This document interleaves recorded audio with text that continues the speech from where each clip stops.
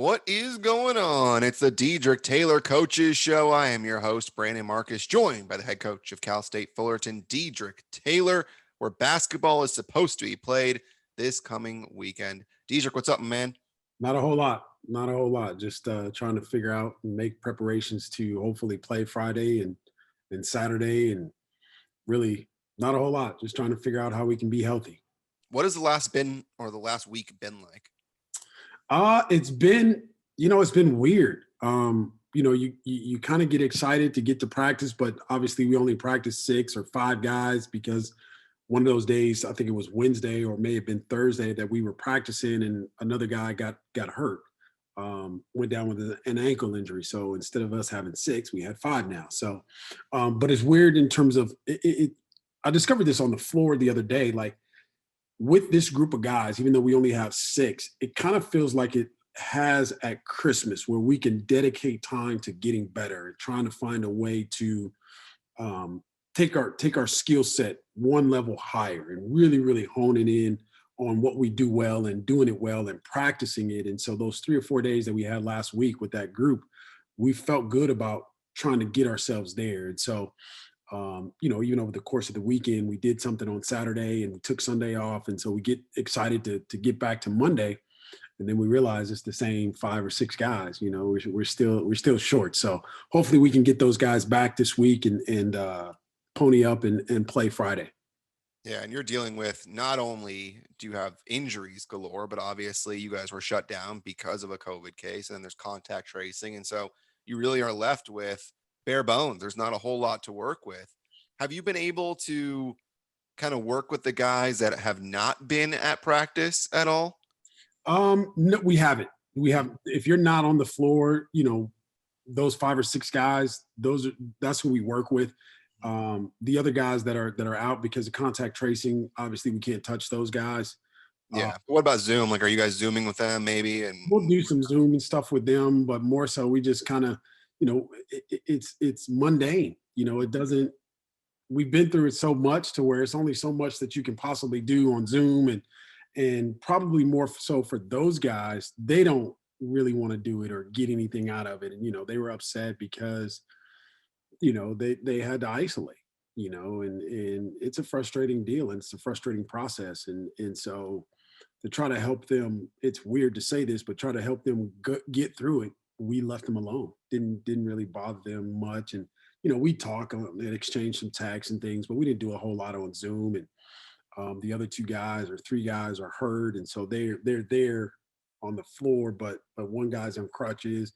One guy, again, his shoulder don't work. And so we're a ragtag makeshift program, man. It's one of the most amazing things. And one of the things that we've constantly said throughout this year and throughout this pandemic is we're learning how to pivot. We're learning how to change. I mean, even so much so to where you put a practice plan together and then you get to the practice floor and you expected 7 guys and only 5 are out there. That type of thing is, things you can do with 7 versus 5 are different. And so just that kind of stuff. But the one thing that for me is that, in the coaching fraternity, we are reaching out to each other and trying to look out after each other, and everybody's dealing with it in one way or another. I was talking to John Smith, and obviously is a friend of mine and fellow coach. But shucks, they've got 16 games in already. And so this pause actually served them well in terms of getting healthy. They're dealing with some injuries, and as you know, this time of year you're dealing with nagging injuries. And so if you can get some rest, it's a good time to do that. And so you look at this thing from different lenses, as you are in different situations, and you try to take advantage of those situations. And ours is literally just trying to get healthy and get guys on the floor. yeah, I was looking at the Big West standings before we started this, and you look up and down. It's some teams have played a boatload of games, and some have played 6 conference games. Like, it's crazy to look up and down. And then Big West tournament is a couple weeks away, and I mean, it seemed like we were just talking yesterday at the beginning of the season, and now here we are, where you really have 2 series left. You have UC Irvine homecoming coming this weekend, and then you have one more series against UC Davis, and that's 2 weeks later. And who knows what you're going to do in that bye week, whether you're going to play somebody else or if you're just going to take that time off and get healthy, because God knows you need it. I mean, it's brutal. The injuries and people getting sick. I've asked you this before, but I want to ask you again. I know I'm going to ask you another time when the season's over. But knowing what you know now about Wayne opting out, with players getting COVID, with guys getting hurt on your roster, would you want this season to have happened, or do you wish that they would have not played? Um, Depends on who you're asking. Yeah. Are you asking me personally, or are you asking the coach in me? Well, give me you personally. Personally, no, I wouldn't have not. I would have not. I would have elected to not have a season just simply because of the level of exposure. You know, a case in point is I have an app. I think it's called Sports Alert, and so every day I look at this app, and on any given day there might be 60 college games. Let's take Saturday for instance. There was probably, let's just, since I said 60, there were 60 games that were supposed to be played, but 26, I think, of those 60 games had been canceled. And so, is that cool? Is that the price of doing business? I just think the emotional roller coaster that these young student athletes are going through is crazy. It's crazy. And for me personally, the level of exposure, because you are playing, because you are going to campus every day, and the amount of people that are now on campus is not like it was at the beginning of the year. It's, you got spring sports now and they're doing their thing. And so everybody's using the same training room, everybody's using the same weight room, and everybody's, and so the more people with this virus, the more people you get together, the more likely you are to expose each other to it. And we've seen it on our own campus. There are different sports that have suffered the consequences, or created a situation because of the virus. And I mean, there's all kind of backstories behind that and background information without exposing ourselves. But I wouldn't do that personally. But the coach in me says yes, I would do it because of the student athletes' welfare, their mental welfare. It gives them something to do. It gives them something to attach themselves and kind of mindlessly work towards, doing those things. And that's what they've done all their life. They're keeping themselves in shape, and they don't know anything different. And so for the coach in me, yeah, I would love to be able to get them out on the floor and play. But the person in me, the personal aspect, no, I wouldn't, because again, I have parents, and I like seeing my parents. That's one of the perks of being home and being where I am. My folks are 30 minutes away from me, less than 30 minutes away from me, but I have to be careful and cautious because of the exposure factor. Thankfully, my parents were able to get the vaccine 2 weeks ago, last week. Yeah, they were able to get the vaccine last week. So I think they'll get their second dose the following week. But again, me personally, no, I wouldn't want to expose myself to that. And then personally, it's another story because I don't get to travel and see my girls. Mhm. That's something that I haven't seen them since,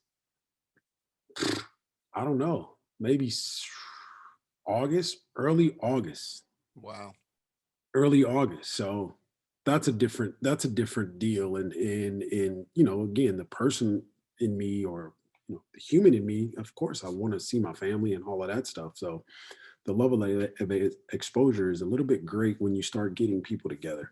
Yeah, and it's weird because you look at it and normally you would say, all right, well, these kids are getting tested and they're in this bubble, and so they actually may be safe for the way it is. And here you are, and you've had your team shut down 4 times. So clearly, I mean, COVID has found its way into your bubble, anyways. No So doubt. it's not like they're staying safe by playing basketball. Yeah. And so you look at, sure, the mental welfare is important, and being able to do something and stay on the court and keep these kids away from gathering. But it's like, yeah, well, they got COVID anyways, and even though they were playing basketball. No doubt. And I think the biggest misnomer that has been, at least at this level, from this institution, I can say there is no such thing as a bubble. Mhm. The only bubble that we have is going to practice every day, but you don't stay in a hotel, or you don't stay. It's not just you. You're exposed to whoever you come in contact with at the UHs, is where the guys live. You expose yourself when you come in contact with people that are outside of your bubble, and that's how the virus is spread. That's how the virus is spread amongst us, and then you're not even creating a bubble amongst your own sport, because, like I said, softball is there, baseball is there, track is there, women's basketball is there, and so you have all these other uh, people, and these other athletes that are there, and they're supposed to, they have to be, because you only have one training room, you only have one weight room. Our weight room is outside, by the way, so there's a lot of things that we're dealing with, that people probably don't necessarily see. Yeah, and what's interesting is that people don't realize that baseball and softball, they're starting very shortly. I believe they're starting middle of March, and I'd completely forgotten that there were other sports that were going through. I thought they were just gonna be basketball, because basketball's the biggest money maker. Yeah, So I figured, all right, they're gonna play basketball. A lot of other sports aren't really happening yeah, in these conferences, but it's like, hey, well, I mean, the baseball College World Series makes a lot of money on television, and the look at the women's side and the softball, and that College World Series makes a decent amount of money on ESPN. So yeah, it's going to go forward, and it's outside as opposed to basketball, which is inside. So I guess they'll make it work, but I don't know how you fit 30 people in a dugout when you are trying to stay socially distant. Like, that's going to be wild to see. But sports are still going forward. no It's doubt, no life. doubt. Life moves on, apparently. No doubt. And let's just say that I'm glad I'm not responsible for baseball and their social distance, or softball and their social distance. Power to Coach Hookie and Kelly. That's a tough deal, and that's an element that they're going to have to deal with. And I'm sure they'll have it figured out. Those are two very successful guys, and very successful um, careers. And this is just something that they'll learn to pivot and be better for it. But I guarantee you, those two in particular, they'll still be at the top of the Big West, once things gets underway. Take a quick moment to let you know that if you want to reach out to us, dtaylorcoachesshow@gmail.com. That is dtaylorcoachesshow@gmail.com. If you're interested in possibly being a sponsor of the podcast, reach out to us there, as well as we are looking for sponsors. We have the mailbag at the end of the show. No questions today, by the way. Yeah, So that's weird. tisk tisk tisk tisk. We need more questions from you guys. And any question could be stupid, it could be brilliant. No stupid questions, because they always turn out to be pretty good. I thought there was one a while ago that was going to get a no answer on coach playing an instrument, and we got one of the best answers we've had in this podcast. So you know Yeah, what? Feel free to reach out to us. Just also, it lets us know that you're listening, which we appreciate as well, yeah. whether that's on Apple Podcasts, where you can rate and review the show, or Spotify, wherever you listen to your podcast. Always appreciate it. I'm going to take a U-turn, and I'm going to go back several years, because you and I were going to talk about this a couple weeks ago, but like you and I do, we get sidetracked, and next thing you know, it's been 35 minutes. No doubt. But today we have no game to recap, and I feel like we've talked ourselves through, backwards, sideways through COVID. So I want to go back to how you got your coaching start Mm. and why you decided to get into coaching. First of all, why did you start to get into coaching? That's a great question, that I would probably have two different answers. If you ask me when I first started coaching versus now, I think you get two different answers. And as I look back over our career, my career in particular, the thing that I'm always attracted to and attached to is just people and their energy. And I knew I could accomplish that, through sports. When I first got in, I didn't know that I was attracted to that. I couldn't put a label on it like I can now. And now I can also attach myself to the opportunity to allow people to get better. That's me. That's what I'm about. And so that's literally why I got into coaching. Um, the other thing that kind of led me down that road is that that's all I saw my whole life. My dad was a coach, Mm. and more than he coached X's and O's, he was a people person. A pillar in the community. There were teams that were at our house, or we had to take people home, and those things that coaches were doing back in the day. And I don't think they do it as much nowadays, but that's what I was attracted to, serving the people, so to speak, and allowing them to see that there are better days ahead, or better opportunities ahead. And these are things that you have to go through to get to those. And so I was always attracted to that. I didn't know that then. I couldn't define it. I couldn't necessarily verbalize it like I can now. But that was what it was about. And so being around the sport and being around the game, my love and care for the game but was good, was solid, but my love and care and concern for people was even greater. And the game gave me an opportunity to express myself in that capacity. And so that's the way, that's why we got into coaching, and that's why we coach now, and that's why we do what we do now. I mean, even this show is a derivative of the game. Mhm. It's something that spawned off of an opportunity because we don't necessarily get to interact with our fan base. We don't get to see people on a day-to-day basis at our games. And so the podcast is another technologically driven derivative of that. And that's who we are. That's who I am, and that's what I'm striving to be. Where did your dad coach? What level and for how long? He coached junior high and high school, both girls and boys. And he was a coach, shucks, man. Whew, maybe over 30 years. He's probably one of the most decorated coaches in particularly in our area, but he's in the CIF Hall of Fame. He's won titles on both the girls and the boys sides. And so and he's won numerous league titles and those things. And so not only was coaching a part of myself growing up, but winning also was a part of that. And that was ingrained in me at a young age in terms of being successful and chasing success and chasing winning and what that means and the hard work that goes into it. All of those things were a part of, you know, me growing up. I didn't know it then. Again, I couldn't verbalize it then. I was just kind of going through it. And now we look back and now it makes sense, as to what we were going through and what we were building towards. But he's in the Pomona area, at Pomona High School, Diamond Ranch High School, Fremont Middle School, Palomares Middle School. I think was he at Gary? Might have been at Gary. I don't know. Oh, Did he ever want to go college? we had that conversation, and he was going to go back to his alma mater, which is Laverne, and he was going to go back there, but he had no desire to really coach. His biggest reason was to go back to Laverne to accept the head coaching position was to allow me to be on his staff, Hmm. so his son could coach, and that's something that he was going to do. And he asked me about it, and I said, "Nah, Dad, I don't think that's the level that we want to be at." And so we had a conversation about it, and he was willing to sacrifice all that he had done and all that he had been through for no other reason other than to let his son do that, coach at that level. That's not his passion. That never was his passion. Did he have plenty of opportunities to do that? Yes. But he always stayed in high school, and he always stayed in our community and attached to the youth of our community, even in his ministry.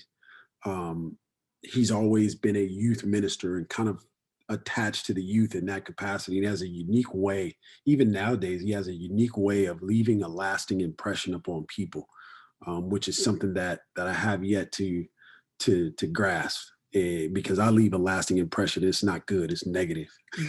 That's not true. That is not true. Oh man. So tell me, how'd you get from your coaching, I mean not your coaching, your playing days to your first coaching job? How'd that play out? After I graduated from Davis, I kind of messed around and screwed around and played overseas and did all of that stuff. And I got into, um, again, it was another conversation that with my dad, and I had kind of stopped playing, and that kind of stopped pursuing that. And um, I didn't stop pursuing it; it stopped pursuing me. I wasn't that good of a player. But I always, in my mind, I always said that, when that opportunity closed, or when that window closed, I didn't want to continue to chase it. I didn't want to continue to try to open it because I grew up around guys that, I mean, these guys were 30 and 35 years old, and they'd be at the park and talking about, "Oh, I got to work out with the San Francisco 49ers." I'm like, "Fool, you 30. What are you talking?" So I never wanted to be that guy. You're making the practice squad, and that's it. And that's No it. doubt. The practice squad. You're Yeah. going through training camp. You're going to throw up every day, and it is not going to be worth it. It's not even close, not even a little bit. And so that was a part of something that I, when I was done, I was done. I wanted to be done mentally, and I was, when the call stopped coming for me to play, I was cool with it. I was, hey, I walked away from it, and no big deal. I don't look back and want to play. Like people ask me all the time, do you still play? And I'm like, no. There's nothing about waking up the next morning with my ankles on fire and my back sore. There's nothing about that that I want to go through. Not at all. Not even a little bit. And so um I stopped playing and I moved home and my dad basically said, hey, you come here. I don't care what you do with your life, but you are not going to lay around here. You want to do that, go get your own place and do that. But if you're going to be here, this is what you're going to do. You're going to get a job and you're going to participate in the rent and so on and so forth. And so, like, that's kind of, and before that, it's weird. My dad had the NBA package. So games would come on at 3 o'clock, 4 o'clock. Games would come on at 4 o'clock and they would not go off until like 10:30 or 11 o'clock at night. Right. Mhm. And so for like the first 2 months, that's all I would do. Like I'd go work out in the morning and do whatever, take a nap, come home, and I would flip and watch basketball. And I probably gained 20 pounds doing that. And so that's when my dad had a conversation with me. And so I got into substitute teaching. And as I was substitute teaching there in Pomona, in the Pomona Unified School District, I started coaching at Ganesha Middle School or Ganesha High School. And then a friend of mine, I think I said this, who went to Cal State Fullerton, he played baseball at Northridge and Cal State Fullerton, but he signed with an agent. And his agent, they were looking for kind of get into the basketball realm of things and wanted someone to lead that category. And so I was drawn to that capacity because my spiel is that I can represent you at the table, but I'm going to be your workout guy. Like I'm not going to hire, we're not going to hire somebody to do the basketball stuff with you. I'll do it. And so that was our spiel. And so we signed 3 guys, but I'm grateful for the relationships and the opportunity, but it wasn't heading in the right direction. And I feel like I've said this on this podcast before, but my father, again, always told me, he said, hey, man, you have 2 things in life, your word and your name. Your word and your name. And when you screw those 2 things up, just cancel Christmas, forget about it. And he went on to say further that whatever I did, don't mess up the Taylor name. Mhm. Don't screw that up. Like, and so the amount of pressure that came with that alone, Mm. like people don't even understand. Like they try to say things or do things to me, and I'm like, man, please, there's nothing you can say that Ed Taylor hasn't probably done already to me. So you feel good about saying it, awesome, but it means nothing because I got to go home to this guy. And so that always stuck with me. That's something that always stuck with me. And so I kind of got in a point where, to a point in my career where my name I started to worry about what was being attached to it, and I didn't like it. And so at that point, I went to see Bob Williams at an AAU event, and where he was sitting was across the floor, and it was 4 courts, but he was across the gym and kind of towards the end. And it literally took me 45 minutes to an hour to get to him because of all the coaches that I knew and all the people that I knew. And so and right then and there, Coach Williams, he basically said, what are you doing? Like, get on this side. This is where you belong. And sure enough, that was kind of my clarity moment. He brought it full circle for me, and I was able to latch on with Brian Fogel, who was an assistant coach at UC Davis during my playing time there. He took me in and let me do everything from scouting to recruiting to day-to-day management to everything, like literally everything. So I spent time a year with him, and then that's kind of the springboard to my career in terms of leaving Davis and going to LMU and then Portland State and Nevada and Arizona State. I mean, yeah, you've been to so many different schools. It's Yeah, crazy. I mean, people think just Arizona State and yeah, then to Fullerton, but you had coaching stops, yeah, a few of them beforehand. yeah, yeah. Now that's what's interesting is I think I was telling one of the guys that we work with today. I was telling him like, you realize we've been here 8 years, Yeah. like 8 years.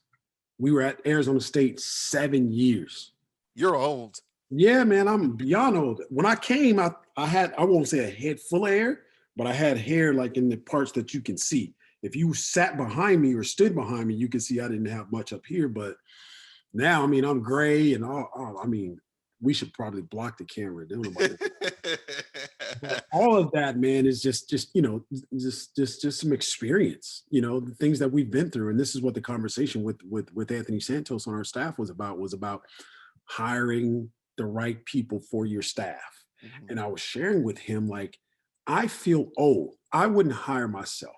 And I know that sounds funny, but I wouldn't hire myself if I'm trying to hire somebody who can connect with the youth of today, who can um, relate to them and recruit them. I don't know that I would necessarily hire them because I don't see myself being able to do that at a full-time rate. Santos said, "Well, that's why we're good together," or he said something out of this effect. When you close, you do that so well.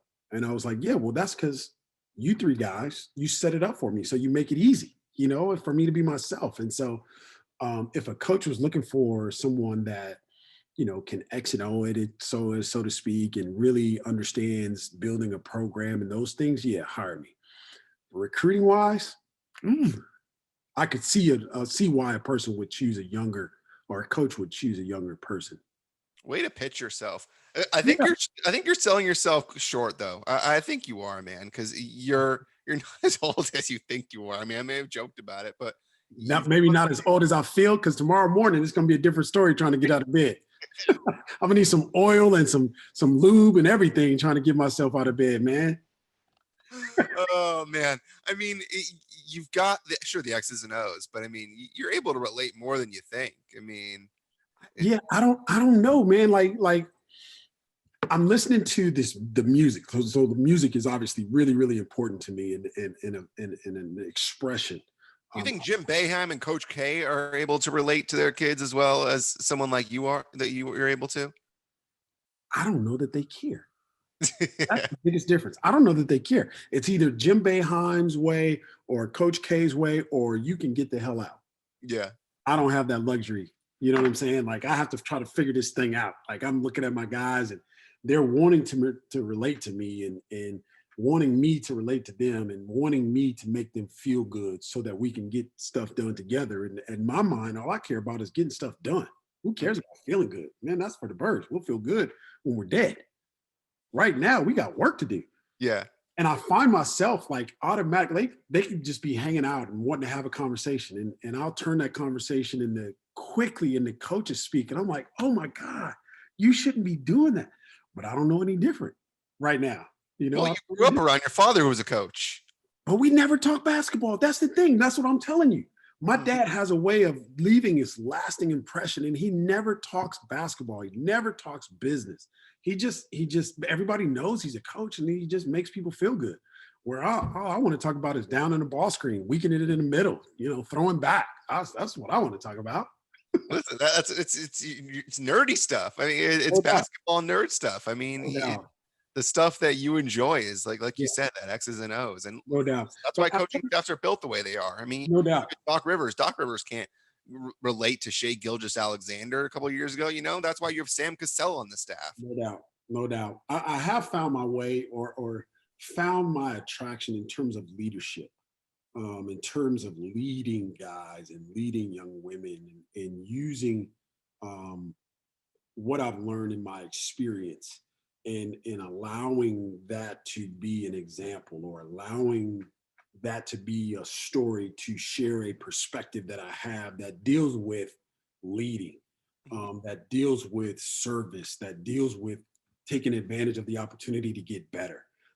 And so I'm way more attracted to those things through basketball.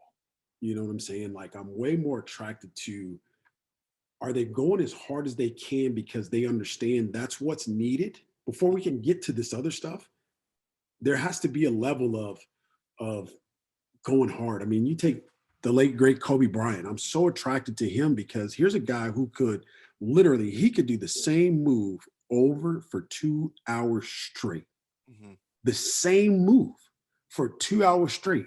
And he'll tell you, I need to spend more time. I don't feel comfortable doing that. But in this generation nowadays, these dudes, if they do the same move 3 times in a row, they're like bored. That's not success to me. That's not winning. That's not working hard. I mean, you working hard, but you're not efficient. You working on stuff you probably never use that. that's a whole nother conversation, but it's weird. I find myself being more attracted to the self-help aspect of coaching, so to speak. Mhm. Those things, and maybe I'm more attractive to prospective players because of that. Yeah. That's cool. That's fine. Like if you want to talk X's and O's, we can talk about that. But let's talk about your work ethic also. Let's talk about your energy. When you come into the room, do you announce yourself with your energy, or do you announce yourself with your lack of energy? Which one in your opinion leads to success? Do you want to meet somebody who's hey, how you doing? Or you meet somebody, hey man, how you doing? What's happening? Yeah. There's a difference Yeah. between the two. And so, excuse me, I find myself attracted to, again, to quote the late great Kobe Bryant, which blows my mind. I can't believe I'm saying that, and I said it Yeah. twice, but that's who he is. Yeah. Um, he said this about lazy people. They have no, he has nothing in common with those people. And I'm finding myself, I don't have appreciation for them. I don't have an attraction to them. There's nothing in common that we can do together if you're lazy. If you're not willing to roll up your sleeves and work, I can't. There's nothing that we have in common. Yeah. Just forget it. Don't even call me. Well, and I think that's why ASU is probably beneficial in terms of the Pac-12 or Pac-10 at the time, and the Yeah. more competitive, and the more those guys are looking to get to the NBA. At least some of them are. So there's more of that X's and O's drive, and that's where you learn some of that. I mean, obviously you learned a lot of it in the past, but you learned it there as well, Yep. and the competitiveness, and then you're trying to take that competitiveness now to the Big West Conference, which obviously is, like we've said it before, one big conference, and Yeah. not many guys get to the NBA. I mean, you have your David Nwabas and you have your other random players here and there. I mean, obviously Kyle's playing abroad. And by the way, we're going to try and probably get Kyle on the show during the off season, Good and luck with talk that. about him playing. Yeah, we'll see if he's able to do that. Good Uh, luck with that. I got him following me on Twitter, so I'll see if That's awesome. That's I'll, awesome. I'll see if he's willing to jump on and talk about playing Definitely. overseas. We'll see. Definitely. If Uh, you can't take a quick put a pin right where you said in terms of developing and getting guys pros, and that's yeah, or allowing them the opportunity to become pros, and I don't want to pat myself or our program on the back, but I do want to say this in terms of the mantra develop you. That's who we've become, for the simple fact that there are 25 guys that have come through our program over the 7 years that we've been here. There's been 25 guys that are now pros or were pros at one time. And I only say that in terms of you mentioned competitive spirit, and you mentioned um, work ethic, and there were some other things that you described, and those are the things that we're trying to bring to Cal State Fullerton, so that guys can understand you can be David Nwamba. But David Nwamba, the one thing he understands is who he is. And again, I've said this before in this podcast, but one of the greatest, or the number one predictor for success, is self-awareness. Are you aware of who you are and what you bring to the table? And I was having this discussion today with Brandon Dunson, and we were talking about, our freshmen.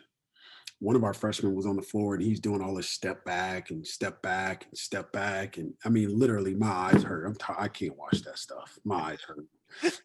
But I'm telling Brandon, I'm saying, like, the difference between a freshman and maybe a senior would be this. And he says it best. He puts the vernacular is a rookie versus a veteran. mhm, He says a rookie, they want to show you everything that they could possibly do. Whereas a veteran, they're going to realize I can do this one thing and I do it really well. And they're going to beat you with it time and time and time again. And so that awareness allows you to understand that. And those guys that have gone on and that are playing pro, hopefully they can understand that. But the sooner guys can understand the development piece and understand who they are and how they can get paid, mhm. to me, those guys got a leg up on everybody else, in my opinion, because the opportunities are out there. As you see, basketball is a global game. It's not just played here in the States, it's a global game. And not only that, they're paying a lot of money for a lot of different things. You think about Ben Wallace. Mhm. He tells his this is what I heard, but his coach had him out on the floor doing something, and I would know what it was. It was a ball screen. The coach wanted him a hard hedge, so he's out on the floor. And Ben was like, timeout, coach. So you want me to go and hard hedge that, and then you want me to leave the basket where I rebound way back there. Ask yourself this question. What do you pay me to do?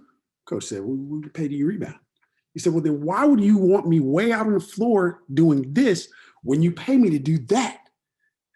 You figure it out, but I'm going to be right here getting these rebounds. Yeah. That was the end of that. The coach couldn't say nothing. Like you're right. Yeah, You can guard ball screen however you want. Just continue to get those rebounds. But he knew who he was. And he was okay with it. And he made a lot of money doing that. He wasn't out there trying to guard ball screens because that took away from his money. Mm-hmm. And again, Ben, he's one of those guys that understood that. Yeah. Wow. Well, listen, I think there's more. I'm sure you have good stories from your time coaching at different places too. I'm sure you've got some good ASU stories. And one time we're going to go into the interview process and what that was like to get the job at Fullerton and all that. Sure. So we got more, but man, just like that, you snap your fingers. It's been 35 minutes. That's just how we roll, man. Yeah. It's just how we roll. Let's get off and make the people that are listening to this ask the questions that they want to ask, and then we can answer and give them the information that they want to get. Exactly. My man nailed it on the head. And you got UC Irvine coming up this weekend and what will be a tough test. No doubt about that. Always is. Bigs that are gigantic, and Colin is just a monster in the post, and those guys just keep churning through, whether it's Rutherford one year, Brad Green another year. I mean, it seems like you got your hands full this weekend. No, there's no question about that. And as you can see, I'm anxious for those moments because we're a mismatch team. They're big, we're not big. Our guards are really, really good. Their bigs are really, really good.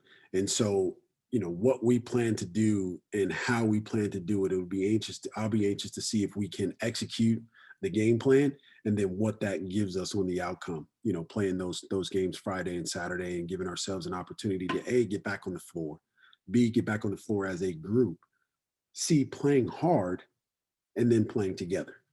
That's what we're going to focus on. And obviously we'll do some things, X's and O's to try to take advantage of what we do versus what they do, their size versus our skill and quickness. It'll be interesting to see who wins out.